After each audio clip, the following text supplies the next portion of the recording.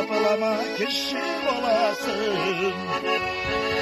Derrevlerini seskelerge künne, derrevlerini utta salasın.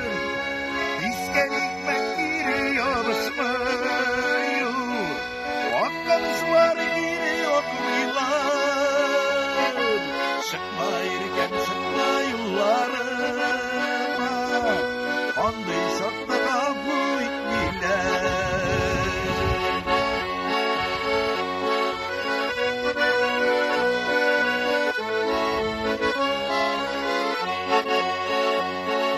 Taşlayırken taşla bir sözün yok, sen taşladı deyip yılamamın.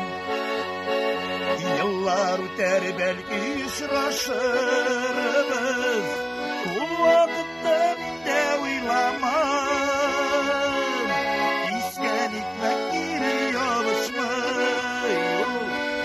Hakkımız var giriyor muylar?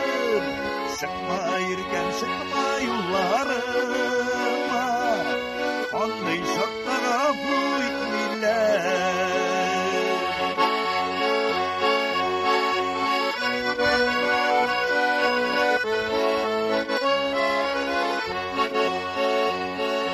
Taşlayırken taşla bir sözüm yok, her kim tilekinin tabarga. Sina bulgan yaşlık mehabbetin, sülereli yanar yanarda. İsken hikmet giriyormuş mu? Yok, hakkımız var giriyor muylar? Sıkma irken sıkma yollarıma, andıysak tarafı ikmiler.